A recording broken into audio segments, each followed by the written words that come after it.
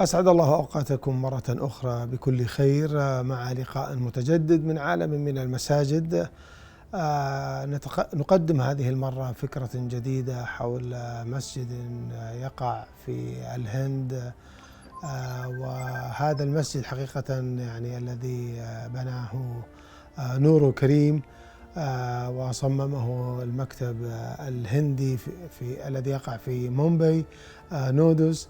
هذا المسجد حقيقة يبدو بسيط في غاية البساطة، لكنه يقدم يعني فكرة مهمة جدا. اسم المسجد المشربية، وفكرة المشربية مأخوذة حقيقة من التكسية الخارجية لقاعة الصلاة، وهي تشبه المشربية إلى حد كبير، لكن سوف نتوقف عند هذه النقطة يعني ونتحدث عنها بتفاصيل أكثر كتوجه لعمارة المسجد في القرن ال21.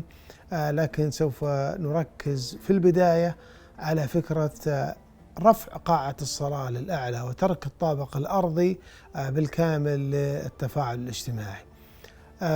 مساحة الأرض التي في حدود تصل إلى 900 متر مربع تقريبا، يعني قد لا تسمح بالعديد من الأنشطة الاجتماعية مع وجود قاعة الصلاة والخدمات الأخرى التي يفترض أن تكون مصاحبة للمسجد.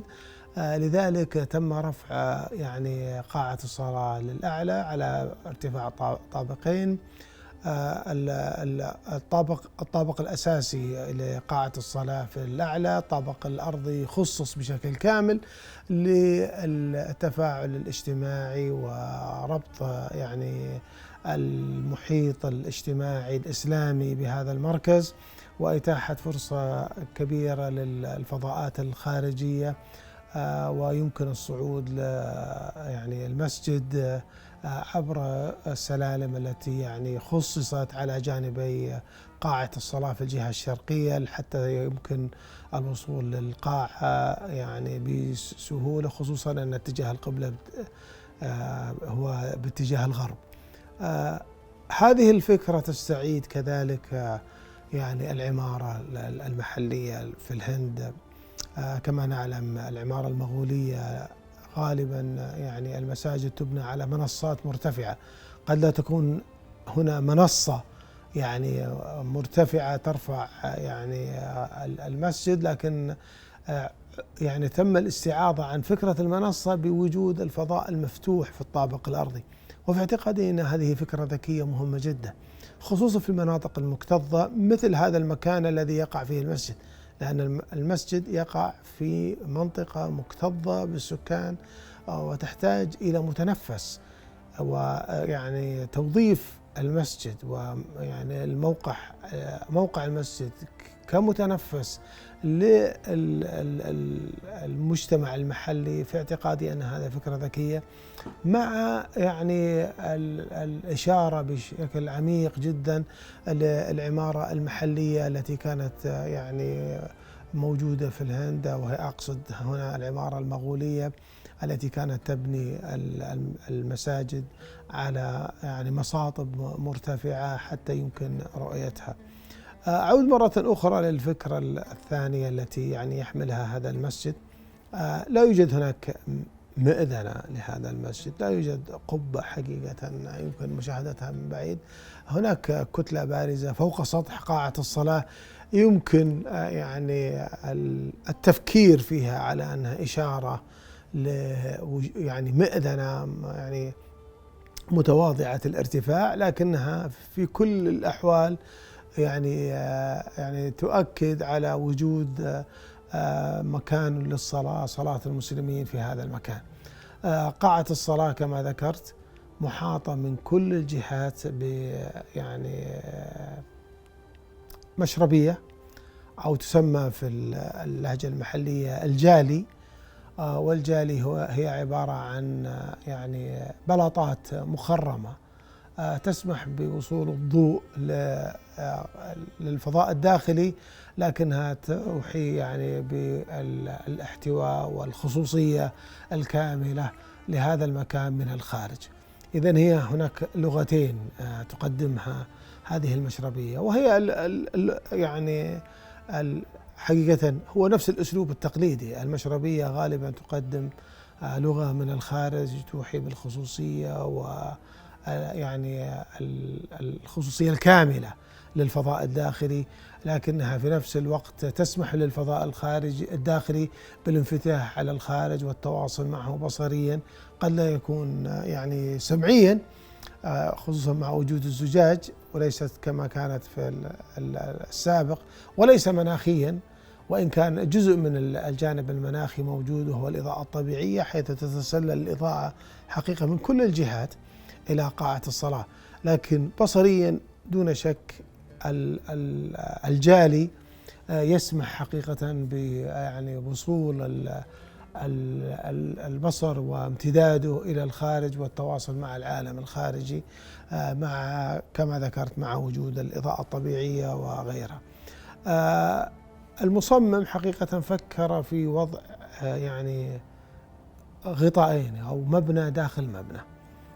قاعة الصلاة الشفافة المحاطة يعني أو المكسوة بالزجاج من كل الجهات تقريبا، بالإضافة إلى الإطار أو التكسية الخارجية، وهي صندوق من الجالي أو المشربية التي يعني تحمي هذا الزجاج من كل الجهات. وفكرة المبنى داخل مبنى هي ربما تكون فكرة يعني منتشرة في الوقت المعاصر، حتى لا يكون هناك تأثير كبير جدا على الفضاء الداخلي من خلال تشكيل الواجهات الخارجية. تم تطوير فكرة المبنى داخل مبنى أو وجود يعني غطائين للمبنى، رغم التكلفة العالية لمثل هذه التوجهات، إلا أن من يرغب أو المصمم الذي يرغب وحتى مالك المبنى الذي يرغب في وجود مثل هذا التوجه من خلال وجود غطائين للمبنى، هو يعني يريد في واقع الأمر فصل الوظيفة عن الشكل. يعني يمكن التحكم في الشكل بشكل كامل من الخارج دون أن يكون للوظيفة داخل المبنى أي دور، يعني إلا دور التنسيق والتوافق والتناغم مع بعض الفتحات. لكن غالبا في كثير من المباني التي نشاهدها في الوقت المعاصر، وأعتقد المسجد مقبل إقبال كبير جدا على مثل هذه التجارب المهمة جدا التي تفصل الوظيفة، وإن كانت وظيفة المسجد واضحة ومباشرة وهي قاعة مفتوحة للصلاة، يعني يمكن تشكيل الواجهات بطرق مختلفة، لكن هناك رغبة في وجود نوع من التناغم الداخلي للفضاء، قاعة الصلاة من الداخل حتى لا تشوش على المصلين أثناء الصلاة، وحتى تتيح مجال واسع للتأمل دون وجود أي يعني معكرات بصرية قد تمنع يعني أو تقطع هذا التأمل. فكرة فصل الوظيفة عن الشكل أعتقد أنها فكرة مهمة جدا في العمارة المعاصرة، وفي اعتقادي الشخصي أنها ستكون يعني مدرسة يعني تصميمية يعني ستتصاعد بشكل كبير جدا في المستقبل، كونها المدرسة المرتبطة بالتقنية. التقنية حقيقة سوف تتيح مجالات واسعة في المستقبل للمصممين كي يصنعوا أشكال يعني خارجة عن المألوف، لكن يعني يفترض أن هذه الأشكال الخارجة عن المألوف لا تؤثر تأثير مباشر على الوظيفة وعلى الاستخدام الذي يعني يتطلب يعني متطلبات خاصة وصارمة، قد أنها تؤثر على هذه الحرية هذه السيولة البصرية التي يرغب فيها البعض.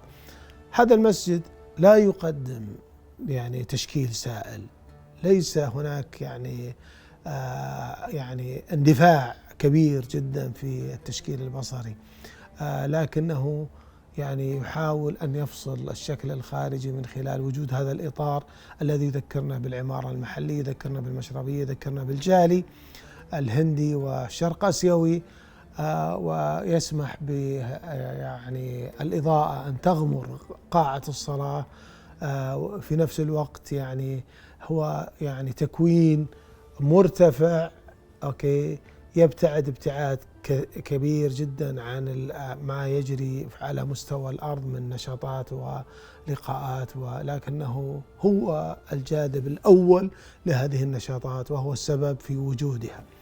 ألتقي مرة أخرى معكم في لقاء آخر مع مسجد آخر حول العالم بإذن الله في عالم من المساجد، وتقبلوا خالص تحياتي.